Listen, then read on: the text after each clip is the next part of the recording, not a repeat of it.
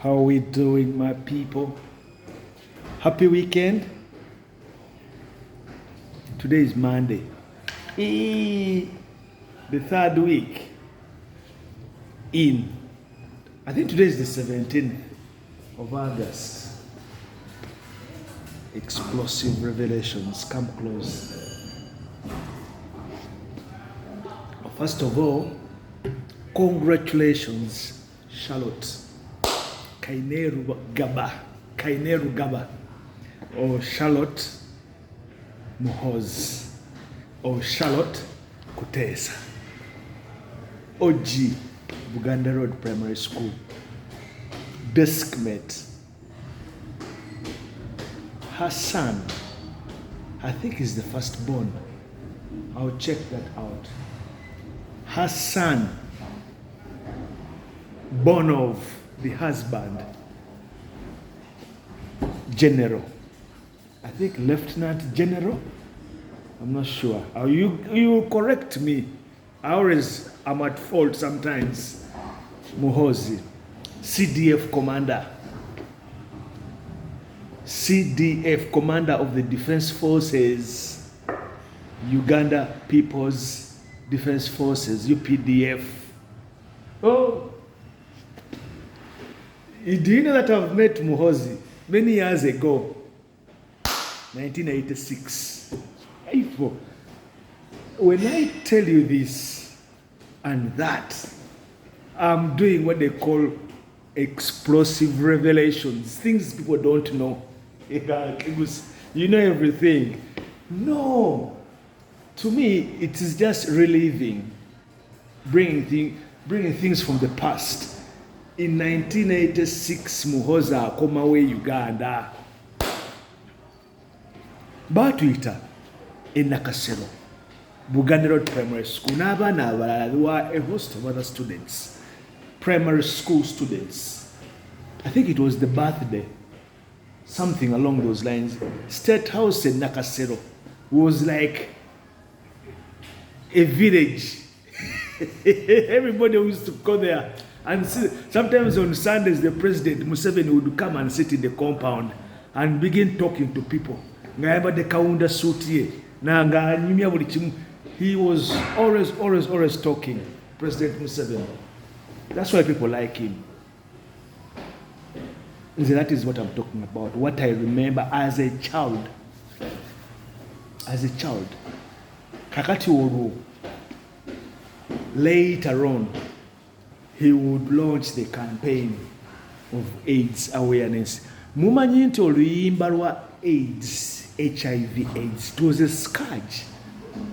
Then the president had jumped on it and he was waging a campaign of awareness. There's a song, I'll Google that song. I'll show you the video where I appear singing.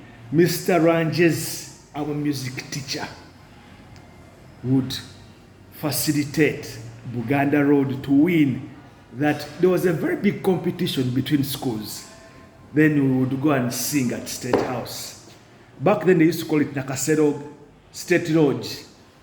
They used to call it State Lodge. So within those parameters, the city outsider, 1985, let's go back. Tuli mu kirasi. And I remember very well Shats Kutesa and Charlotte Kutesa joining us in P5B. I was the class monitor / class captain, Mrs. Nakamya, English teacher. Na tutuza fenna kuchi kumeza yemu, same desk, center of the class. Back then the classes were very small. I think we were about 60. Yeah. But from what I remember, they did not stay long. They didn't join the next class, P6 and P7. They must have gone. I think they went to Kampala Parents. I don't have those facts. I can double check if you want. If you want to know. Well, then what happened to Charlotte and Shants? They don't appear anywhere in P6. No, they didn't return. Basoma tamu babiri 2 times.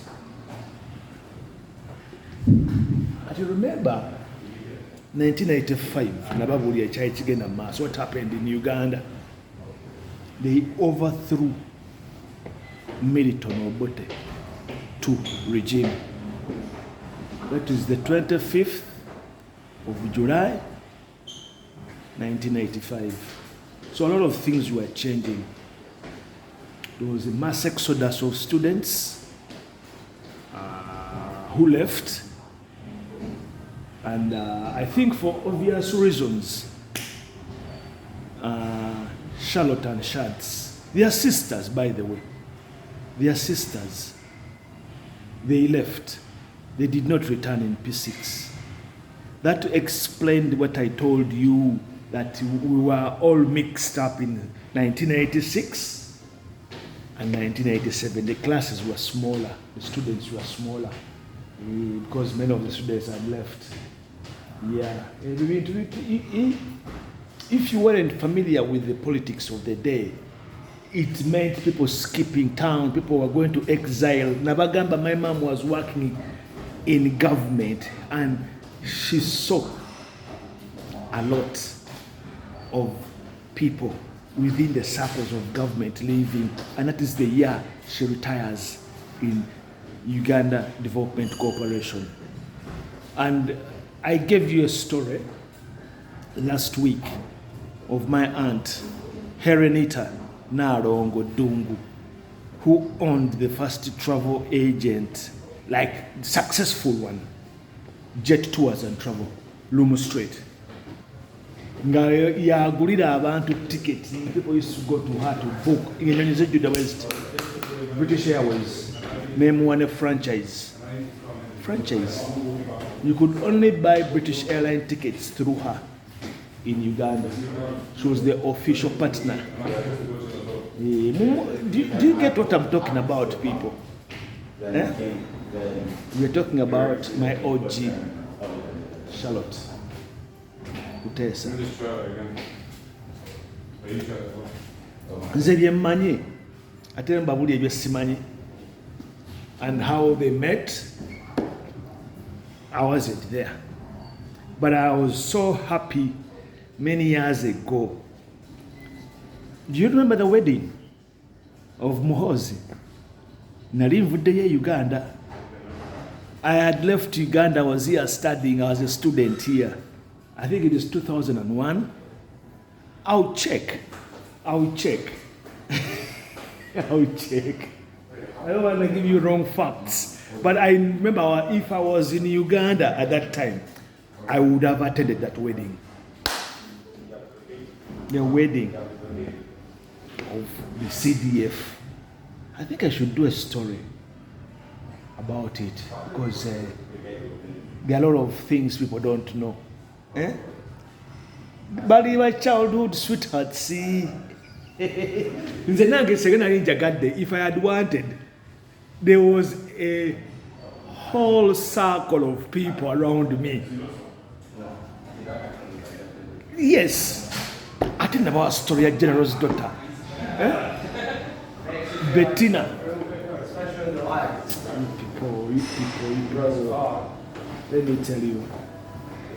It's not until an apple has to fall far from a tree. An apple. You know an apple? It doesn't fall far. Not insider, not on the peripheral, but omuntu abadde mu bintu abitegeera abirabyeko. Ate ffe twafuna chance nnungi nnyo. We had a very good chance.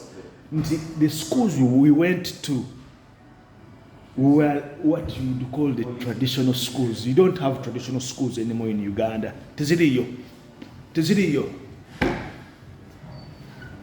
Traditional, meaning that they were based on an education system that put so much in the students. Mwasomanga curriculum, the curriculum of education. then gye bayitanga extra curriculum. I learned more from extra curriculum: sports, music, dance, drama, everything. Kakati kamaze Uganda Road. To be a class captain or a class monitor was equivalent to being probably an MOP in school. Kati leadership, Chembagamba nti when Charlotte and Shantz joined us in primary 5, nze nali class captain. Era even if you go and ask her time in Uganda Road, ani gwajjukira ajja kugamba natulanga ne class captain. She say, where is that guy? Where is that guy? Where did this guy disappear? In Ngambera smart. Then so my Nile English course book command. I used to read the Nile English course book. Nile English course was a textbook, a blue book.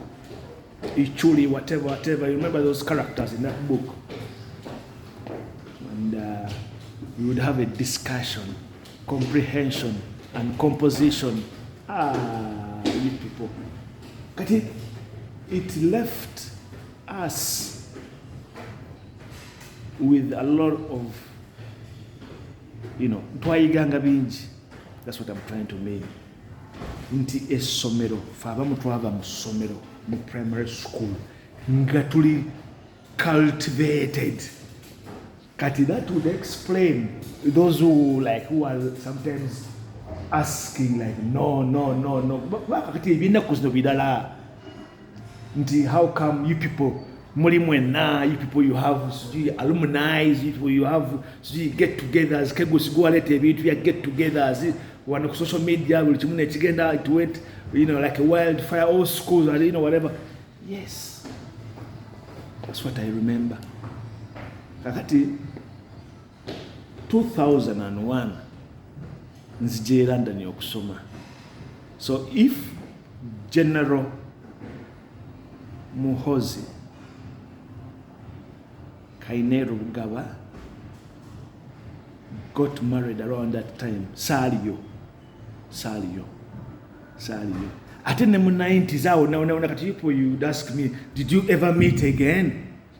No, ebya primary school byali bikomyawo. But byali bimpadde foundation y'amaanyi. Kati mulaba even rest in peace Alex Mukulu.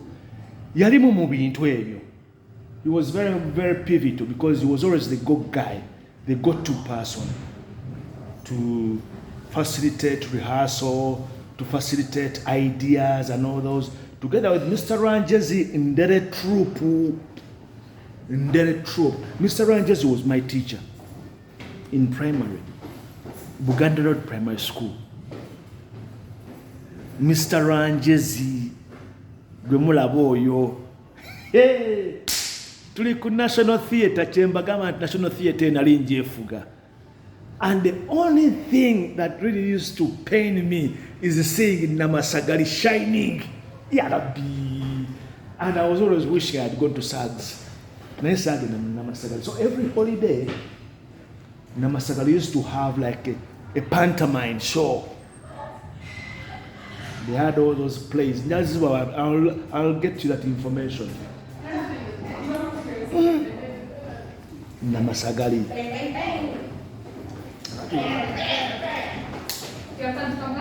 Today was Charlotte. What I know and what I would say I gather, they went to Kampala parents. And probably after Kampala parents went to other schools, probably Namagunga. Kubanga basista ba Muhoozi bali Gungasi oba Gayaza. Ayo information sijirina nja mubuuza, I'll ask. But as of today, as of now, Shatsi ali mu politics, ali sijui NRM something. And Charlotte simanyi byaliko. See, I don't know much about what she's doing. But when I saw the video today. I was so happy. I was in a generation, generation as in kati abaana abazaaliddwa kati oyikegusira bambuuza nti omwana waali kuki, what is your son doing? Asoma ina degree nga gwe wafunanga degree, you have 4 degrees on the wall. Everybody around you always had to do something, education and all that. So and kati era kiba kiraga ntukuze, it shows nti tukuze, and he looks to be grounded, he looks to be focused, and Sandhurst Jemulaba, that is where he did his training. 44 weeks, is it? Yeah, 44 weeks comes to about 1 year. How many weeks are there in a year? 14 months, is it? Guys, I don't want to get this wrong. Either it is 14 months or 44 weeks. One of the two. It can't be 44 months. That would be 12 months in a year. No, it is 14 months. It's an intensive military training course. Oito joke.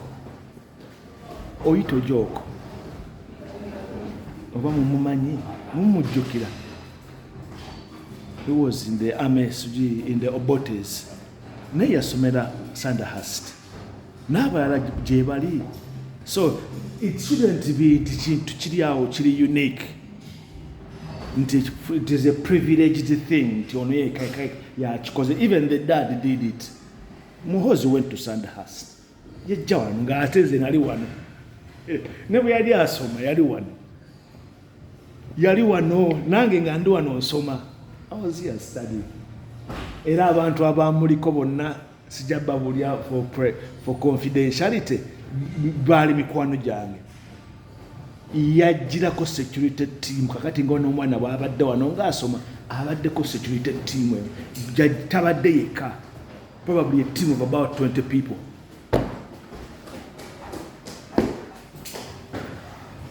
Kakati ye yajja obitegeera. But for the time when the dad was here studying, he was always in London here. Time off. Nga bajja London nga tukyakala nabo. Can become a very exclusive. There's a very big team that was with Muhoozi here. Nga mikwano gyange. Abamu baddayo Uganda, abamu basigala wano. Okujjako omu yatugendako, rest in peace. I will not give you the names. I will not give you any name because this very, very byawaggulu nnyo protocols. Naye Muhoozi, General Muhoozi has been a student here at Sandhurst many years ago. His son now graduating, it's not a unique occurrence. It's not beyond it. Oh, man. No, it should be happening as it has to be. There are many other academies. There's Fort Hood in Texas as well. There's one in Germany. There's Niji. It's just what you want to do. You choose. So bali mu government. No, sibe bikola. Kati nze yajja wano nesomesa najjira mu government. I sponsored myself because my mom always told me I will study in the UK. Sali kuzibasale. Kati somebody will say, Kegusi. Kegusi ali mu bya government yafuna scholarship. No. Sibe kiri. Oba yagadde kintu. So irrespective of anything. So it is all about situation. It comes with the territory. They make these decisions as a family. Even bebeera ya family. Lwakuba kati bebeera ne interest nti bya ggwanga. Oba munfuna bulungi. Do you get what I mean? You decide on something. Ti omwana agenda asome. ayagala kusoma ki tayagala kusoma kino. Fair enough, genda osome. Bonna abana abafuzi basoma bya busirikale. So you choose, you know what I mean?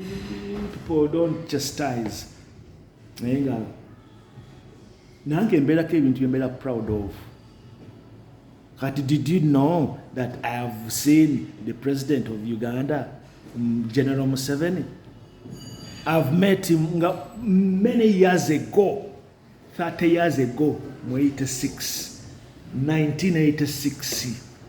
Nakasero State Road.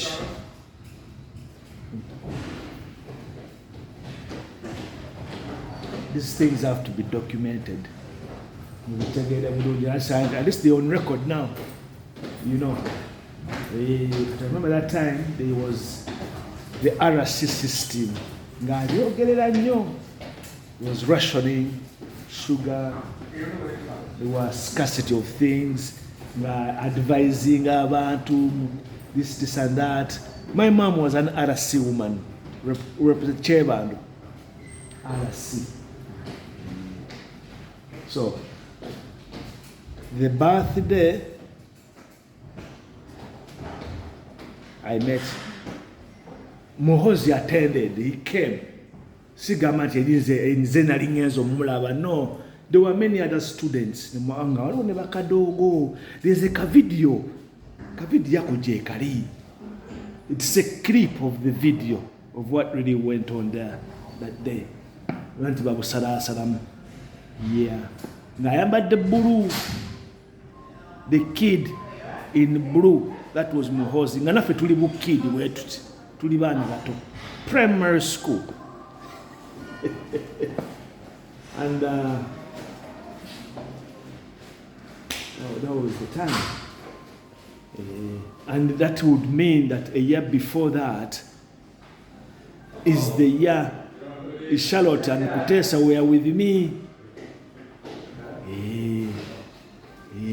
At the time of Chigatagata. What's around 1986, when I was P6, when Museveni came to power in 1986. I remember that. 1986, January 26th. In 1985, there was a state of emergency. Pretty much the country was in a lockdown. It was everywhere. It was like a military rule from June right to the end of the year, and then things changed. So,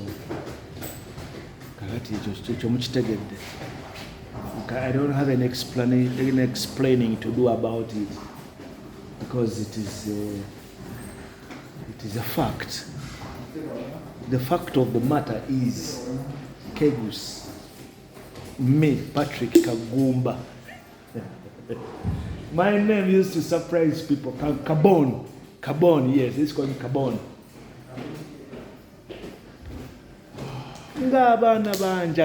Primary. I had so many friends in primary.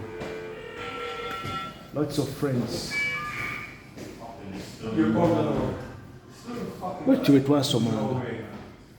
So after that, I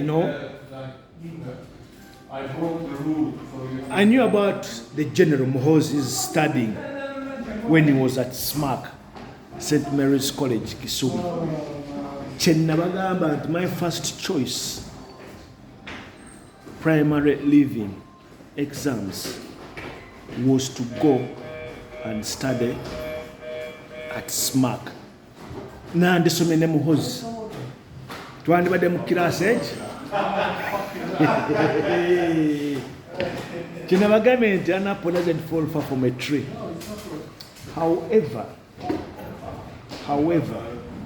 hello, I'll see you in a minute. Yeah. Okay. However, I end up going to Busoga College Muhoozi.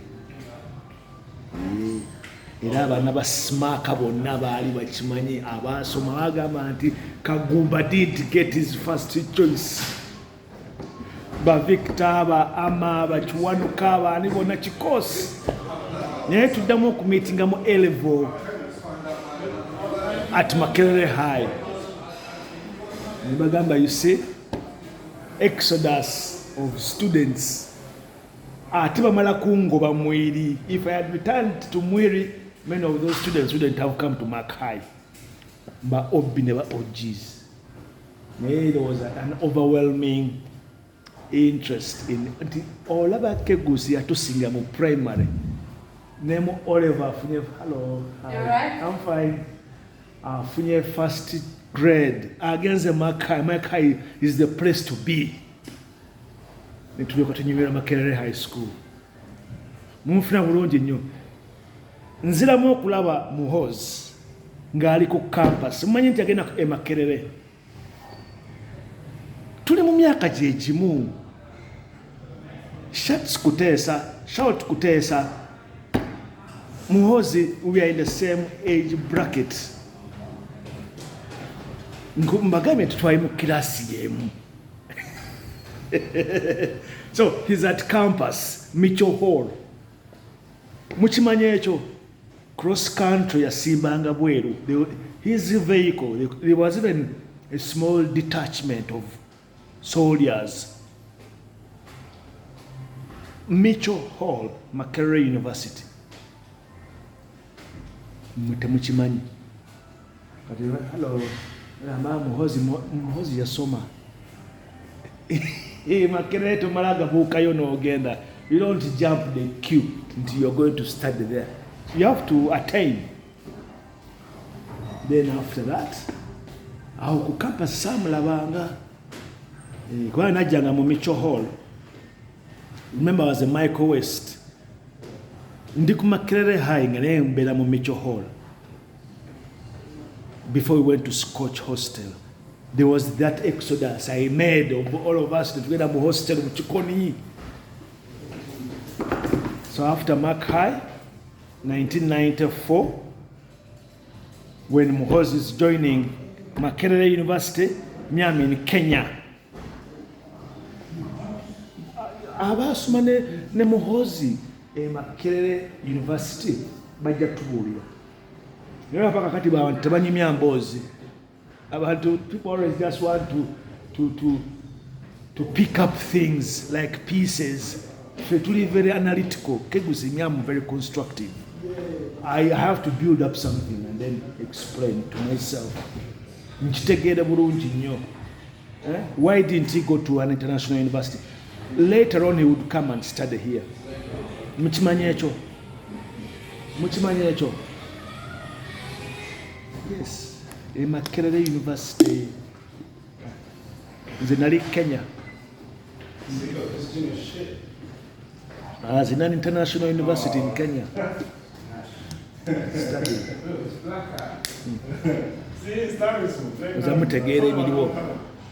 So it's always about two loose ends. Two loose ends tie up together. Positive, negative. Yes. Kakati Oji wange. Yes, my friend. You good? I am good, thank you. See you next. Yeah. Oji. Ate mwe temufunye chance kulaba bintu bino. Social media is always full of a lot of junk. Junk. Personal vendettas, personal opinions, ntalo,